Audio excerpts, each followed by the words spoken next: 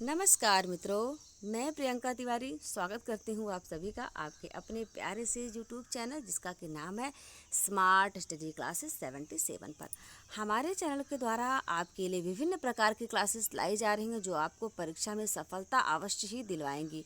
यदि आपने हमारे चैनल को अभी तक सब्सक्राइब नहीं किया है तो सब्सक्राइब जरूर कर लें और हाँ, बेल आइकन को प्रेस जरूर करें ताकि आपको प्रत्येक क्लास की नोटिफिकेशन मिलते रहे और आप सारे क्लासेस को अटेंड कर पाएँ, क्योंकि प्रत्येक क्लास आपके लिए बहुत ही इंपॉर्टेंट होने वाली है। अभी कल ही पेट का नोटिफिकेशन जारी हुआ है और आप इसका फॉर्म भर दीजिए।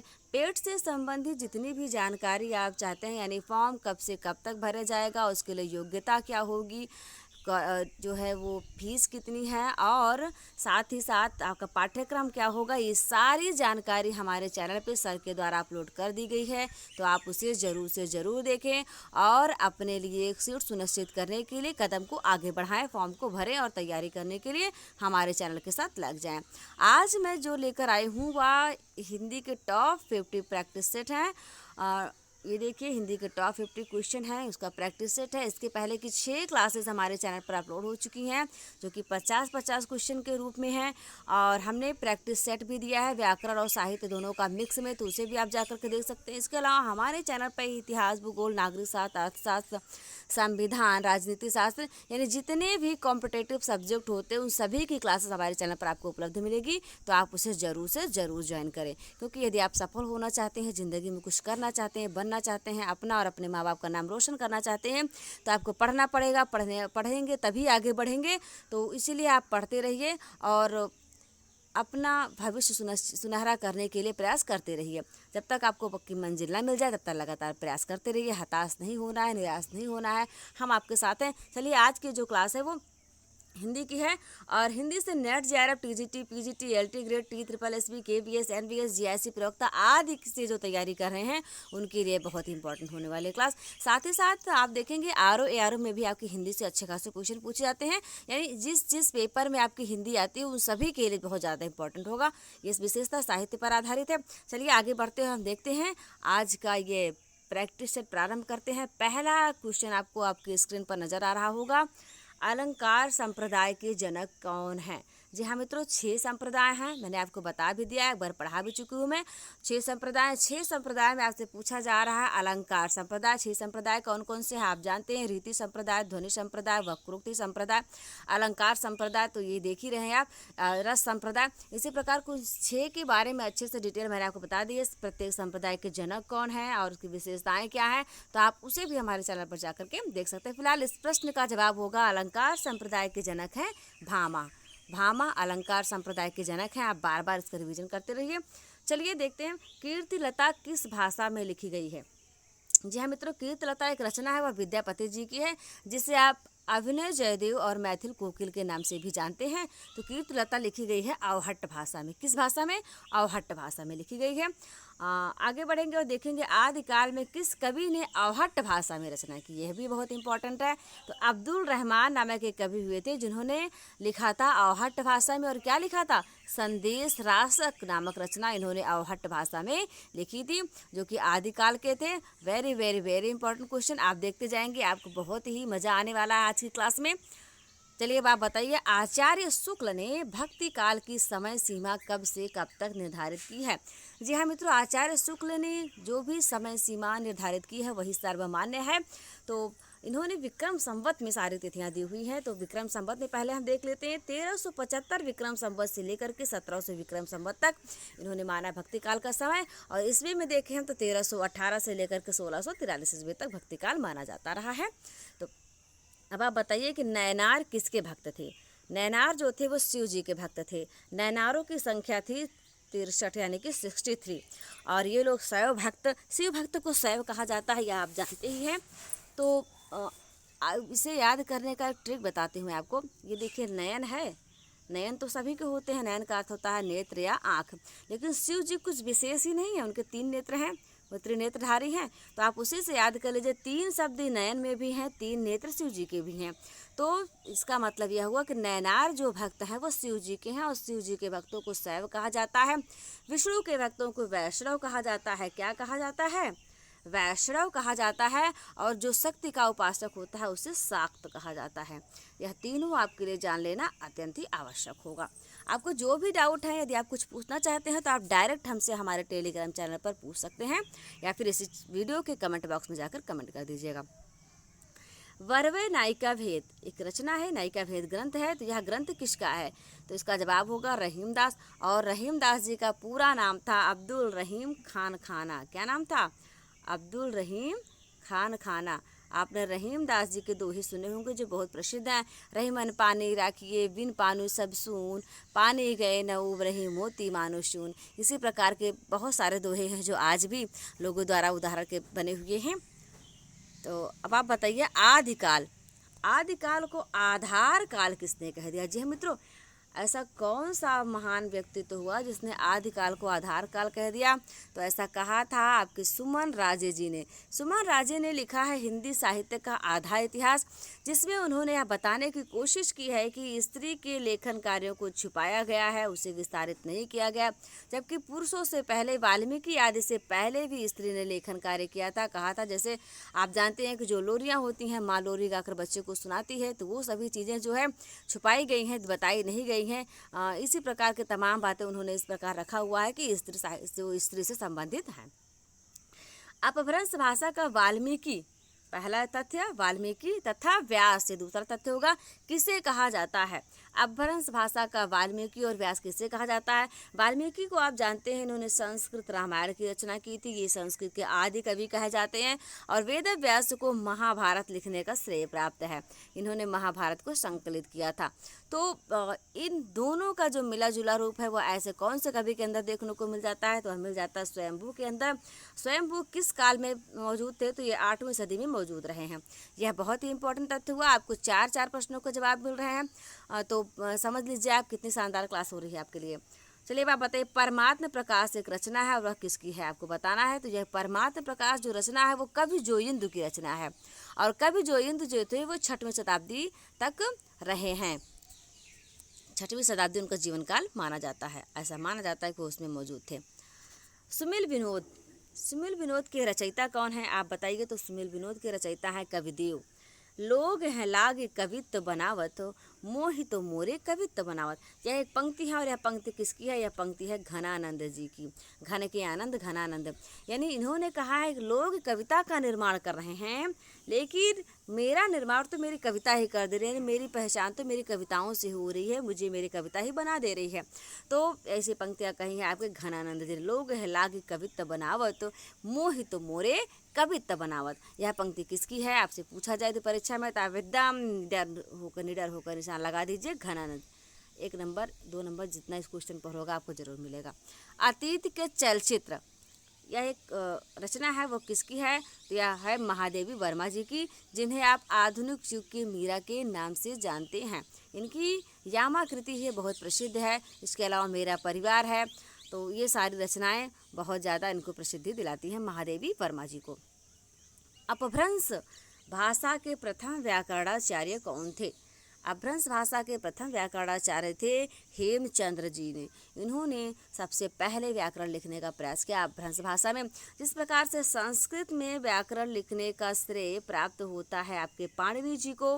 पाणिनि ने क्या किया था? 14 माहेश्वर सूत्रों की रचना की थी। उन्होंने शिव जी को प्रसन्न किया था, और शिव जी जब प्रसन्न होते हैं तब वो नृत्य करते हैं और डमरू बजाते हैं। डमरू को उन्होंने 14 बार बजाया और उसे 14 प्रकार की ध्वनियाँ निकली। उन्हीं ध्वनियों को उन्होंने संकलित कर लिया और उसी के आधार पर पूरे व्याकरण की रचना कर डाली। ऐसे महान विभूति थे पाणिनि जी।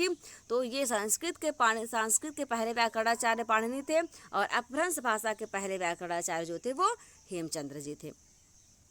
अशोक के फूल एक रचना है, एक निबंध है। इसके रचनाकार कौन है? तो इसके रचनाकार हैं हजारी प्रसाद द्विवेदी जी। इन्होंने लिखा था, हजारी प्रसाद द्विवेदी जी ने लिखा था अशोक के फूल।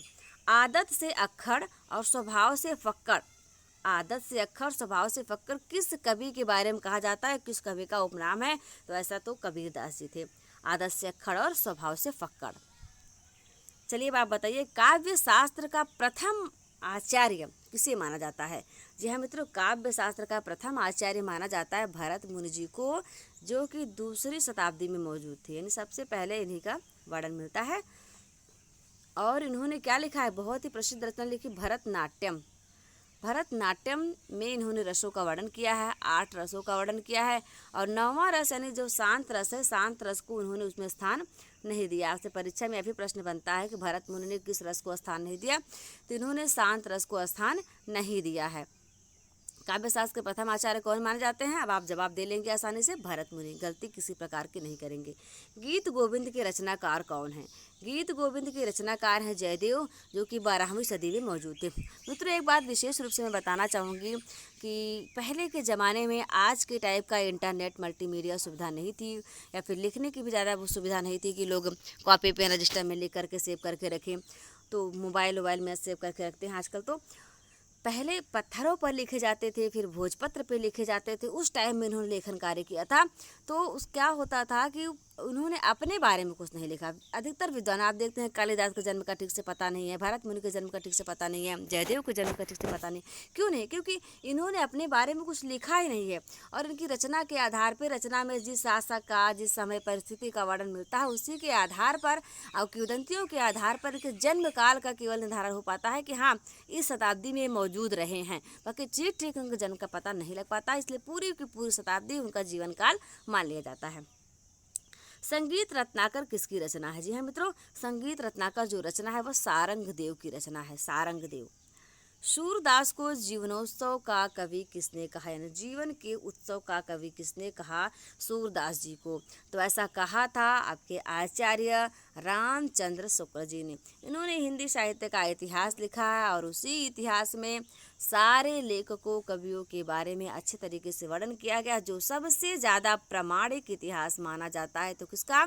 आचार्य रामचंद्र शुक्ल जी का इतिहास सबसे ज़्यादा प्रामाणिक माना जाता है। और हम लोग उसी से पढ़ते हैं, उसी से क्वेश्चन बनते हैं, उसी से एग्जामिनर भी आपसे पूछता है।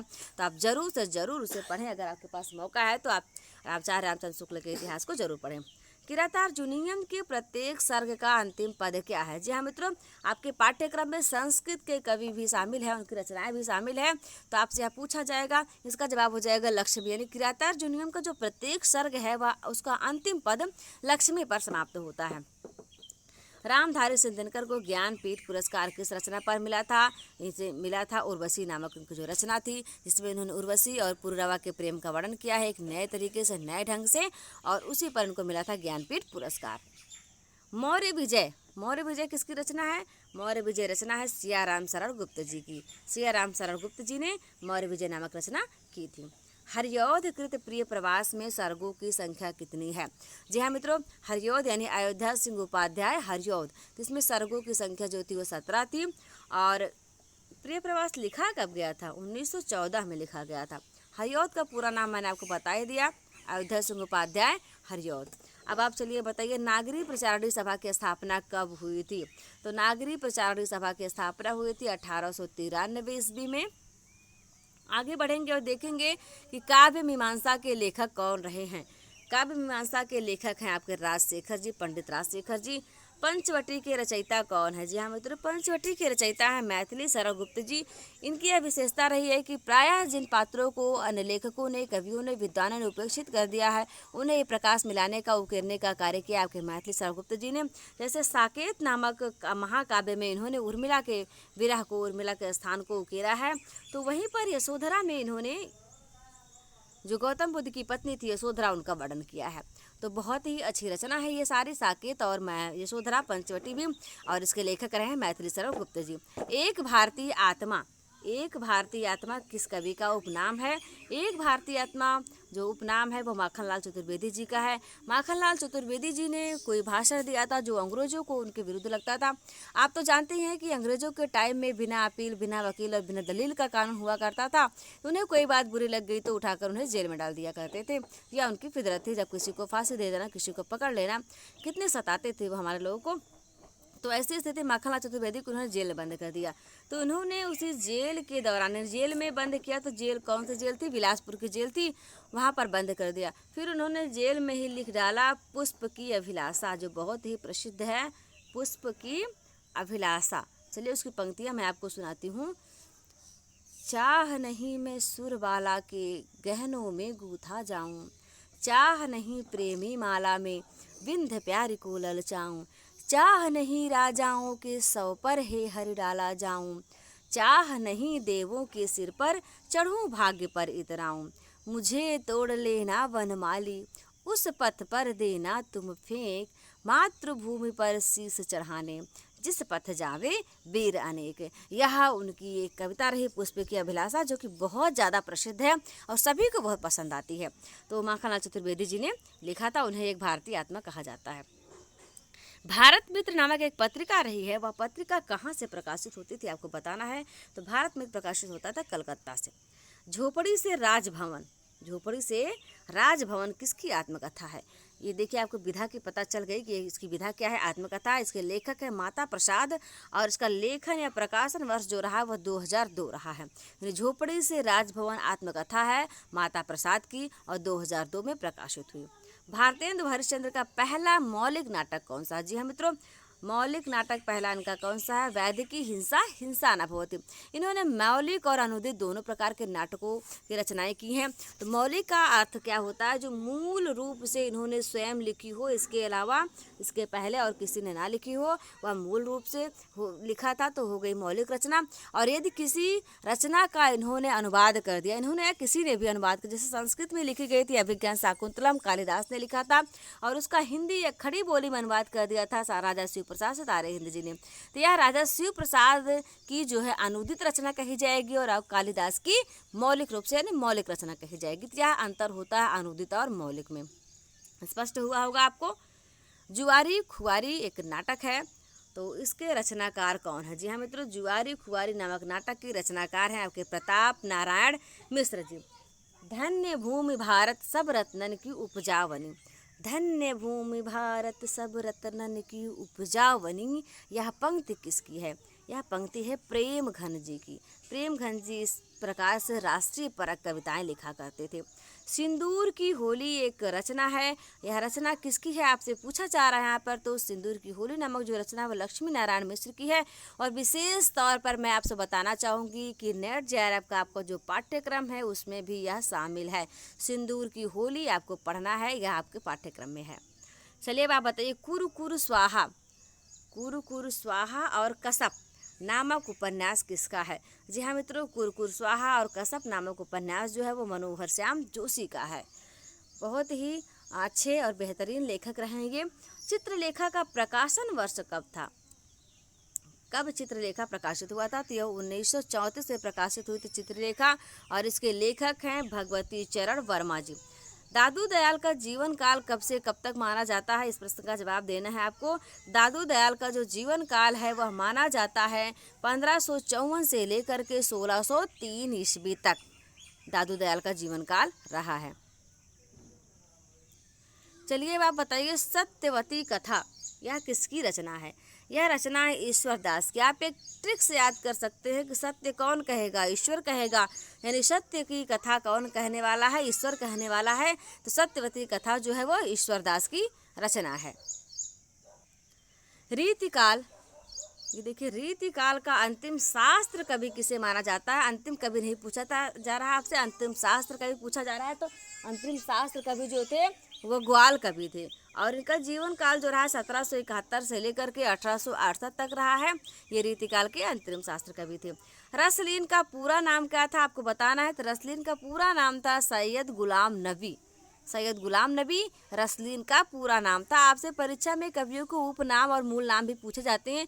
वैसे हमारी क्लासेस जो हैं इस पर भी हुई हैं कवियों के उपनाम से संबंधित, तो मैं आपको ज़रूर एडवाइस करूँगी तो आप एक बार जाकर के उन क्लासेस को भी देखें। भाव पंचाशिका किसकी कृति है? ये देखिए, भाव पंचाशिका किसकी कृति है? तो यह है कवि वृंद की कृति, जो कि 1643 से लेकर के 1723 तक मौजूद रही संसार में। इन्होंने हिंदी माता की सेवा की, साहित्य की सेवा की। भाव पंचाशिका इन्हीं की कृति है, कवि वृंद की है। काम कंदला किसकी कृति है? तो काम कंदला जो कृति है वह आलम की कृति है। श्रृंगार लतिका के लेखक कौन माने जाते हैं? श्रृंगार लतिका एक रचना है, उसके लेखक है द्विजदेव महाराज और इनका जो जीवन काल रहा है वो 1820 से लेकर के 1861 ईस्वी तक रहा है। चलिए आगे बढ़ेंगे। भाई बहुत सारे प्रश्न हैं, हम आपको बहुत सारे प्रैक्टिस सेट करवाएं। जब तक आपकी परीक्षा हो नहीं जाएगी तब तक हम आपके लिए प्रैक्टिस सेट लेकर के आते ही रहेंगे। और हमने एक और श्रृंखला प्रारंभ की है, हिंदी जाने एकदम बेसिक से, यानी प्रारंभ से जाने, तो उसकी भी एक क्लास हो चुकी है और भी क्लासेस होने वाली हैं। तो आप ज़रूर बने रहें हमारे चैनल के साथ। और हाँ, आप इस वीडियोज़ को, क्लासेस को शेयर करते रहें ताकि जो पढ़ने वाले हैं, अच्छे लोग हैं, जो पढ़ना चाहते हैं, उनको भी ये सारे मटेरियल मिलते रहें। उर्दू में कविता लिखने वाला पहला मुसलमान बादशाह कौन था? तो ऐसा करने वाला पहला मुसलमान बादशाह जो था वो मोहम्मद शाह था। कौन था? मोहम्मद शाह था। सुजान चरित्र नामक एक रचना है, वह सुजान चरित्र रचना किसकी है? तो कवि सूदन ने लिखा है सुजान चरित्र। अब आप बताइए ख का उच्चारण स्थान क्या है? ख का उच्चारण स्थान क्या है? तो ख का उच्चारण स्थान जो है वो कंठ है। हमने आपको पढ़ा रखा है अकुह विसर्जनीयानाम कंठः। क्या पढ़ा रखा है? अकुह विसर्जनीयानाम कंठः। प्रैक्टिस सेट में मैंने इसको बहुत अच्छे तरीके से समझाया है, आप उसे भी देखें, आपके लिए अच्छा होगा। तो अकुह का अर्थ हो गया आ यानी छोटा आ, बड़ा आ, कु यानी का वर्ग पूरा क ख ग घ अंगा, और हा तथा विसर्ग, इनका उच्चारण स्थान जो है वो कंठ से होता है। इसी प्रकार का से लेकर के ज्ञा तक जितने भी वर्णमाला के जो अक्षर हैं, यानी आ से लेकर के ज्ञा तक, उन सभी का कुछ ना कुछ उच्चारण स्थान है, वह आपके परीक्षा में आपको परेशान करते हैं। तो आप उसके लिए बने रहिए हमारे साथ, और पूरा वादा है आपसे, आप बिल्कुल भी परेशान नहीं होंगे उच्चारण स्थान से। व्याकरण के भी किसी भी प्रश्न से आप परेशान नहीं होने वाले हैं, हम आपको बहुत अच्छे तरीके से याद करवा देंगे, पढ़वा देंगे। चलिए अब आप बताइए हरिश्चंद्र मैगजीन का प्रकाशन कब हुआ था? तो यह हुआ था 1873 में। हरिश्चंद्र मैगजीन का प्रकाशन हुआ था कब? 1873 में। आप चाहें तो इसका नोट्स भी बना सकते हैं, नोट्स बनाएंगे तो आप रिवीजन कर पाएंगे, और अपने हाथों से आप लिखेंगे तो आपको अच्छी तरीके से याद होगा, और नहीं तो PDF तो आपको हम क्लास की देते ही हैं। चलिए आप बताइए बालकृष्ण भट्ट का जन्म कहाँ हुआ था? इनका जन्म हुआ था प्रयागराज में, जिसे कि बीच में इलाहाबाद भी कहा जाता था। यानी प्राचीन काल में इसका नाम प्रयागराज रहा था, लेकिन मुगलों के आगमन के बाद इसका नाम इलाहाबाद कर दिया गया था। वर्तमान सरकार ने पुनः इसका नाम प्रयागराज कर दिया है। तो बालकृष्ण भट्ट का जन्म ही प्रयागराज की धरती पर हुआ था, और उनका जीवन काल रहा है 1845 से लेकर के 1915 तक ये मौजूद रहे हैं इस संसार में। ब्राह्मण नामक पत्र का प्रकाशन किसने किया था? जी हाँ मित्रों, ब्राह्मण नामक पत्र का प्रकाशन किया था प्रताप नारायण मिश्र जी ने। किसने किया था? प्रताप नारायण मिश्र जी ने किया था। शुक्ल जी ने पहला मौलिक उपन्यास किससे माना है? जी हाँ मित्रों, शुक्ल यानी कि आचार्य रामचंद्र शुक्ल, जिन्होंने साहित्य को नई दिशा और दशा प्रदान की है, तो उन्होंने पहला मौलिक उपन्यास किसे माना है, यह आपका प्रश्न है। तो परीक्षा गुरु को, परीक्षा गुरु जिसका प्रकाशन हुआ था 1882 ईस्वी में, इसे ही इन्होंने हिंदी का पहला मौलिक उपन्यास माना है।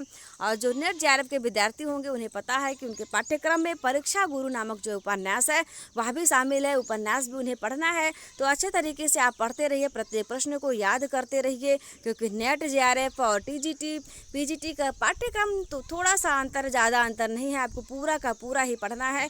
तो आप ज़रूर पढ़ते रहें और ध्यान से पढ़ते रहें, हल्के में ना लें किसी भी क्लास को। चलिए आप बताइए श्यामा स्वप्न एक रचना है, तो श्यामा स्वप्न के लेखक कौन है? जी हाँ मित्रों, श्यामा स्वप्न के लेखक है ठाकुर जगमोहन। तो यह रहा आज का जो प्रैक्टिस सेट था। 50 प्रश्न थे इसमें, और आशा है आपको बहुत ही पसंद आने वाले हैं। आगे भी हम इसी प्रकार की क्लासेस लेकर के आते रहेंगे। यदि आप इस क्लास की PDF प्राप्त करना चाहते हैं तो उसके लिए आपको हमारा टेलीग्राम चैनल ज्वाइन करना होगा, जो कि आपको मिल जाएगा स्मार्ट स्टडी क्लासेस 77 के नाम से। आपने यदि अभी तक ज्वाइन नहीं किया है तो आप ज़रूर करें। और हाँ, साथ ही साथ मैं आपको बताना चाहूँगी कि कल जो है पेट का फॉर्म आ चुका है, पेट का नोटिफिकेशन आ गया है, आप उसका फॉर्म भी भर दीजिए, और तैयारी के लिए हमारे चैनल पर बने रहिए। पेट में क्या चाहिए आपको, योग्यता कितनी है, उसकी फ़ीस कब तक भरे जाएंगे, फॉर्म क्या है, उसका पाठ्यक्रम, ये सारी डिटेल आपको हमारे चैनल पर मिल जाएगी। तो आप ज़रूर से ज़रूर जा कर के उसे देखें और अपने उन मित्रों तक शेयर करें जो इस परीक्षा की तैयारी करना चाहते हैं। मित्रों, नौकरी हासिल करना प्रत्येक व्यक्ति के जीवन का लक्ष्य होता है, तो उसके लिए आपको पढ़ना होगा। बिना पढ़े ही आप नौकरी या सफलता को नहीं प्राप्त कर सकते हैं, तो पढ़ना तो पड़ेगा आपको। और पढ़ने के लिए कहाँ आना पड़ेगा आपको? स्मार्ट स्टडी क्लासेस 77 के चैनल पर। तो आप ज़रूर से ज़रूर हमारे चैनल पर पधारें। Thanks for watching. इसके साथ ही आप देखेंगे कि हमारे चैनल पर और भी बहुत सारे क्लासेस चलाई जा रही हैं। उन सभी क्लासेस को आप देखें और अपने सुनहरे भविष्य की ओर आगे बढ़ते रहें। हम आपको प्रत्येक क्लास उपलब्ध करवाएंगे जो आपकी परीक्षा के लिए उपयोगी है। यदि आप अपने मन से भी यानी आप चाहते हैं कि किसी विशेष कक्षा को हम संचालित करें, तो उसके लिए आप जाकर कमेंट बॉक्स में कमेंट कर दीजिए, हमें बता दीजिए कि आपको कौन सी क्लास चाहिए, तो वह क्लास भी आपके लिए हम उपलब्ध करवा देंगे। ठीक है मित्रों, चलिए पढ़ते रहिए, आगे बढ़ते रहिए इसी आशा और विश्वास के साथ कि आप अपनी परीक्षा को एक सही रणनीति के साथ दिशा प्रदान करने के लिए आगे बढ़ते रहेंगे, चलते रहेंगे। हमारे साथ बने रहने के लिए बहुत बहुत धन्यवाद आपका। चलिए मिलते हैं आपसे हम बहुत ही शानदार क्लास में, अगली क्लास में। तब तक के लिए आप लोग स्वस्थ रहिए, मस्त रहिए, अपना और अपनों का ख्याल रखने, अपने माँ बाप के सपनों को पूरा करने के लिए ज़िंदगी में प्रयासरत रहिए, प्रयास करते रहिए। अपने भविष्य को सुनहरा बनाने के लिए लगातार लगे रहिए, जुटे रहिए, अथक परिश्रम करते रहिए, सफलता आपको अवश्य मिलेगी। नमस्कार, जय हिंद, जय भारत।